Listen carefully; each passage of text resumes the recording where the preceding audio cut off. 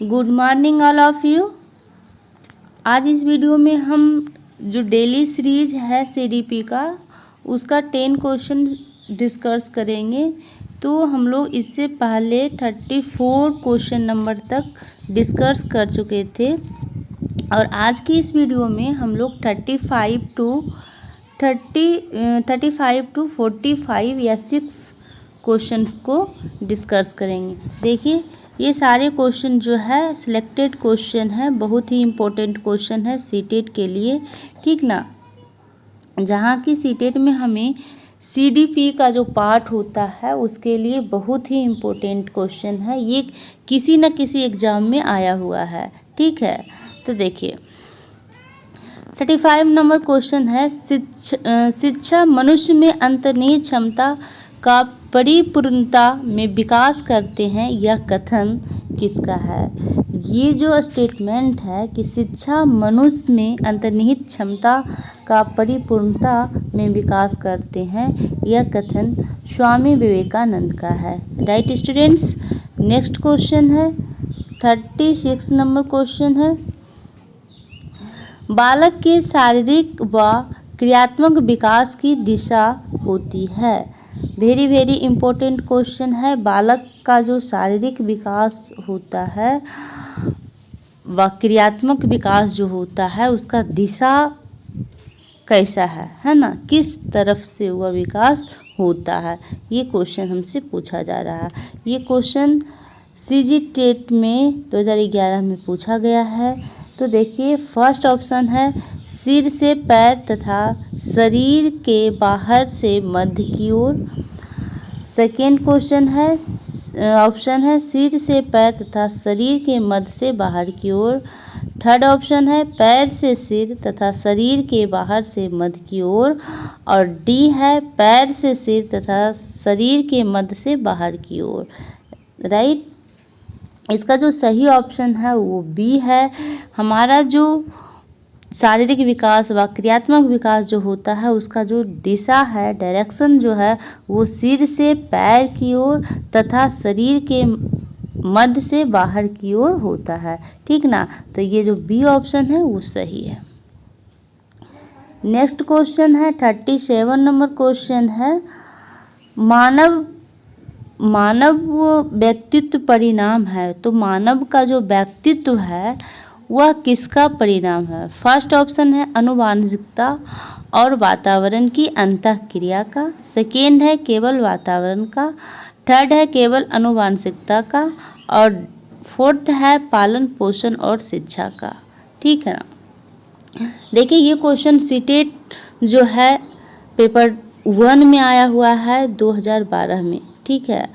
तो हम सभी जानते हैं कि हम सब मानव जो हैं, हमारा जो परिणाम है किसका परिणाम है, तो अनुवांशिकता और वातावरण की अंतःक्रिया का परिणाम है। हेरिडिटी एंड एनवायरनमेंट का योगदान है, ठीक ना, योगफल है, ठीक है।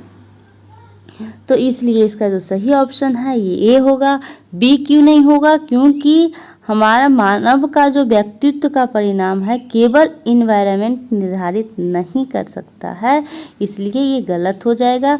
उसी तरह से सी में दिया है अनुवांशिकता, सिर्फ और सिर्फ अनुवांशिकता ही हमारा व्यक्तित्व जो है उसको विकास नहीं कर सकता है, उसका निर्धारक नहीं हो सकता है ना। और पालन पोषण शिक्षा का ये तो बाद वाली बात है, ये दोनों के बाद, है ना। तो इस तरह से जो है सही जो ऑप्शन होगा वो क्या होगा, ए होगा।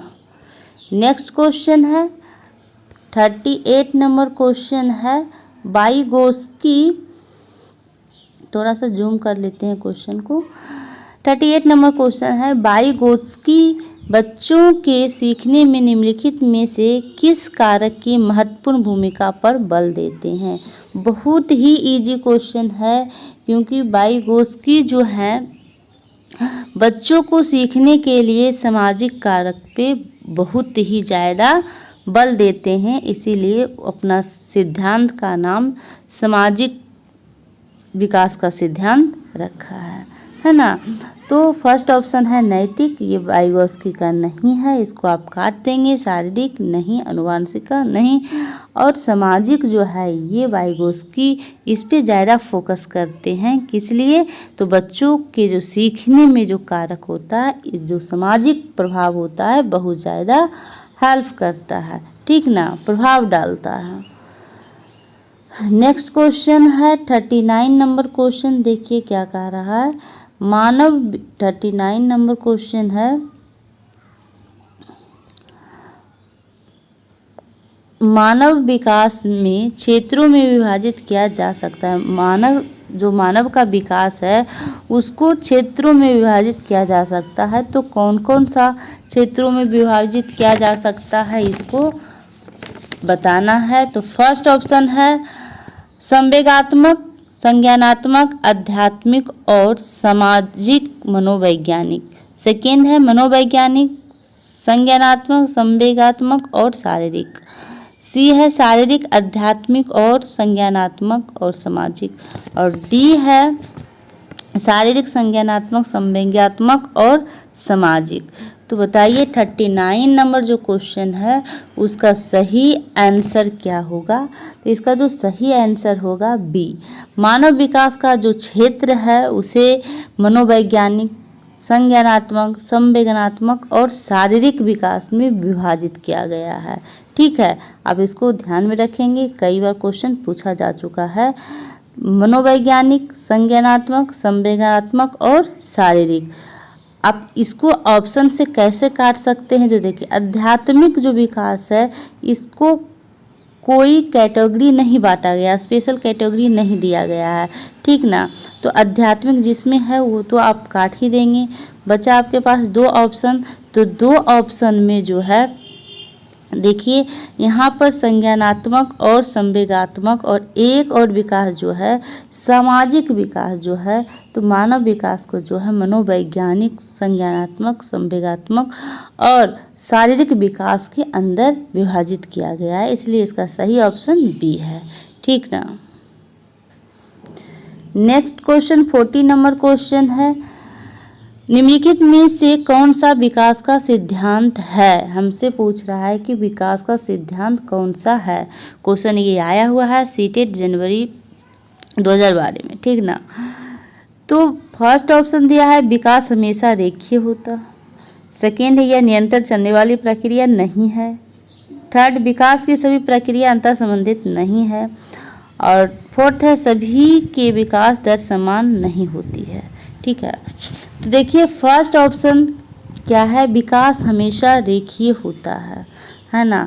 तो ये जो ऑप्शन है ये गलत है कि विकास हमेशा एकदम से रेखीय नहीं होगा। विकास जो है कभी कभी ऊपर नीचे भी होता है। मतलब कोई भी बालक है उसका एज के अनुसार है ना विकास कभी तीव्र कभी मंद होता है, ठीक है। तो आप रेखीय नहीं कह सकते हैं। यह निरंतर चलने वाली प्रक्रिया नहीं है। विकास जो है निरंतर चलने वाली प्रक्रिया है, ठीक ना। यहाँ नहीं लिख दिया इसलिए गलत है, क्योंकि हम हर हमेशा कुछ ना कुछ जो है सीखते रहते हैं। भले वह जो सीखने का गति है वो कम और ज़्यादा हो सकता है, लेकिन हम कुछ ना कुछ हर हमेशा सीखते रहते हैं। सी, विकास की सभी क्रियाएं अंतर संबंधित नहीं है, ये गलत है। विकास की जो सभी क्रियाएं हैं अंतर आपस में संबंधित है। अगर एक भी क्रिया जो है प्रभावित होगा तो सभी क्रियाएं प्रभावित होगी, ठीक ना। डी है सभी की विकास दर समान नहीं होती है। ये बात सही है कि सभी का जो विकास होता है, जो विकास की गति होती है वो समान नहीं होती है, ठीक ना। तभी तो इंडिविजुअल डिफरेंस आया। क्योंकि आप एग्जाम्पल के थ्रू ले सकते हैं, आपके घर में 1.5 बच्चे होंगे तो सारे बच्चा का जो विकास का दर होगा वो इक्वल नहीं होगा। कोई जल्दी सीख लेता है, कोई लेट से सीखता है ना। तो इस तरह से हम कह सकते हैं कि सभी की विकास दर जो है समान नहीं होती है। ये ऑप्शन जो है सही है। नेक्स्ट क्वेश्चन देखिए 41 नंबर क्वेश्चन दिया हुआ है। 41 नंबर क्वेश्चन है, जब बच्चे की दादी उसे उसकी माँ की गोद से लेती है तो बच्चा रोने लगता है। बच्चा डैश के कारण रोता है। क्वेश्चन आया हुआ है ना। तो फर्स्ट में दिया है संवेदनात्मक दुश्चिंता, बी दिया है अजनबी दुश्चिंता और सी दिया है वियोग दुश्चिंता, डी दिया है सामाजिक दुश्चिंता। ठीक ना। देखिए फर्स्ट ऑप्शन जो है इसका सही आंसर है, क्योंकि इमोशन से जुड़ा हुआ है। बच्चा जो है अपनी माँ का इमोशन से जुड़ा हुआ है, वो इसलिए रोने लगता है। ठीक ना। जब उसके माँ से कोई लेता है उसको तो वो रोने लगता है। अजनबी दुश्चिंता ये बच्चा को अभी नहीं पता है। ठीक ना। वियोग दुश्चिंता ये सबसे मतलब नहीं है। बच्चा जो है अभी बहुत छोटा है, इसको सामाजिक दुश्चिंता से भी मतलब नहीं है। तो इसका जो सही ऑप्शन होगा वो होगा फर्स्ट, संवेगात्मक दुश्चिंता है। ठीक ना। उसका इमोशन से जुड़ा हुआ है। 42 नंबर क्वेश्चन है। देखिए 42 नंबर क्वेश्चन क्या कह रहा है। 42 नंबर क्वेश्चन कह रहा है कोहलबर्ग के अनुसार शिक्षक बच्चों में नैतिक मूल्यों का विकास कर सकता है ना। तो कोहलबर्ग के अनुसार जो शिक्षक है बच्चों में नैतिक विकास कैसे कर सकता है। तो फर्स्ट ऑप्शन दिया हुआ है व्यवहार के स्पष्ट नियम बनाकर, बी नैतिक मुद्दों पर आधारित चर्चाओं में उन्हें शामिल कर, सी कैसे व्यवहार किया जाना चाहिए इस पर कठोर निर्देश देकर, और डी धार्मिक शिक्षा को महत्व देकर, है ना। तो फर्स्ट ऑप्शन है व्यवहार में स्पष्ट नियम बनाकर। अब व्यवहार में स्पष्ट नियम बना लेंगे, है ना, बच्चे को उस तरह से इन्वायरमेंट नहीं देंगे तो ये कोई फ़ायदा नहीं करेगा। ठीक ना। इसलिए आप इसको काट देंगे। बी है नैतिक मुद्दों पर आधारित चर्चाओं में उन्हें शामिल कर। हाँ, इस तरह का उसको माहौल देंगे, उससे जागरूक करवाएंगे ताकि उसके अंदर चेंजिंग आए, उसके प्रति जागरूक आए, तो अपने आप जो है उसका जो नैतिक मूल्यों का जो विकास है वो खुद ब खुद होगा। ठीक है। तो बी ऑप्शन सही है।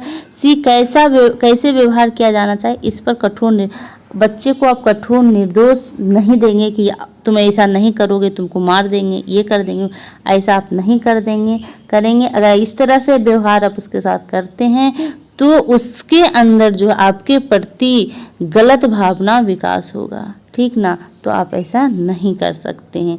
डी है धार्मिक शिक्षा को महत्व देकर। सिर्फ महत्व देने से नहीं होगा, उसको उस काम में इन्वॉल्व जब तक नहीं करेंगे तब तक नहीं होगा। इसलिए इसका सही ऑप्शन जो है बी है। 43 नंबर क्वेश्चन है पियाजे के संज्ञानात्मक विकास के चरणों के अनुसार इंद्रगामी जिसे संवेदी प्रेरक अवस्था किसके साथ संबंधित है। तो पियाजे के अनुसार जो है इंद्रिय गामक जो फर्स्ट स्टेज है वो किसके साथ संबंधित है। फर्स्ट ऑप्शन है तार्किक रूप से समस्या समाधान की योग्यता, बी है विकल्पों का निर्वचन और विश्लेषण करने की योग्यता, सी है सामाजिक मुद्दों से सरोकार, और डी अनुकरण स्मृति और मानसिक निरूपण। फर्स्ट ऑप्शन देखिए इसलिए कट जाएगा क्योंकि पियाजे के अनुसार जो 4 स्टेजेस था उसमें फर्स्ट स्टेज है इंद्रगामक अवस्था। ठीक ना। यहाँ बच्चा 0 से 2 वर्ष का होता है तो ये तार्किक रूप से समस्या के समाधान करने योग्य कैसे हो जाएगा, नहीं होगा, क्योंकि एज के अनुसार उसका जो मानसिक विकास होता है वो होता है, तो इतना छोटा में वो नहीं कर सकता। इसको काट देंगे आप। विकल्पों का निर्वाचन और विश्लेषण करने की योग्यता नहीं, अभी उसके अंदर इतना निर्वाचन और विश्लेषण करने का जो योग्यता है नहीं डेवलप हुआ है। ठीक ना। तो सी है सामाजिक मुद्दों से सरोकार, उसको कोई मतलब नहीं है सामाजिक मुद्दों से, और डी है अनुकरण स्मृति मानसिक निरूपण।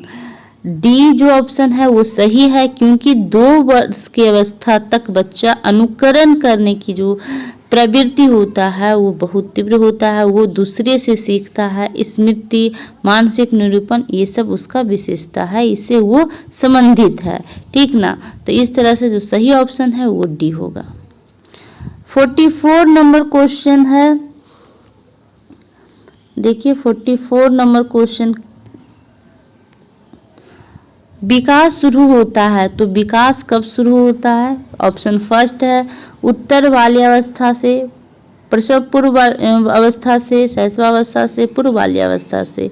तो हम सभी जानते हैं कि विकास जो है प्रसव पूर्व अवस्था से शुरू होता है, यानी जब हम लोग अपने माता के गर्भ में आते हैं तो हमारा विकास स्टार्ट हो जाता है, तभी हम बड़ा होते हैं, है ना। तो इसका जो सही ऑप्शन है वो प्रसव पूर्व अवस्था से है। ठीक है,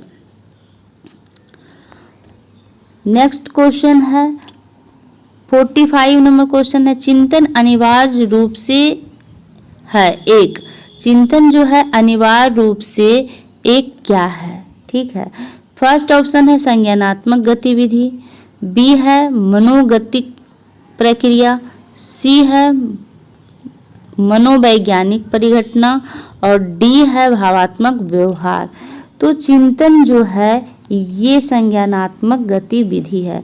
संज्ञानात्मक के अंदर चिंतन, मनन, विचार करने की शक्ति, ये सारी चीज़, समस्या समाधान करने की जो क्षमता, ये सारी चीज़ आता है। इसका जो सही ऑप्शन है वो संज्ञानात्मक गतिविधि है। चिंतन क्या है? संज्ञानात्मक गतिविधि है। ठीक ना।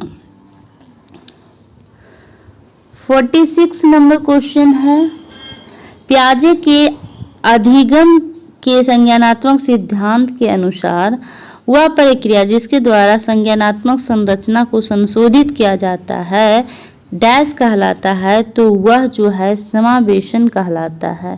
ठीक है, सीधी सी बात। हम लोग जब पियाजे के सिद्धांत पढ़ रहे थे तब उस वीडियो में हम लोग समझे थे कि जब कोई चीज़ में संशोधित किया जाता है तो वो क्या होता है? समावेशन कहलाता है। ठीक है, तो आज यहाँ तक ही रहने देते हैं 46 नंबर क्वेश्चन, और कल हम लोग 47 से 57 तक सॉल्व करेंगे। ठीक है, आई होप ये वीडियो आपको पसंद आया होगा। अगर वीडियो पसंद आया तो लाइक, शेयर एंड सब्सक्राइब कीजिए। Thank you.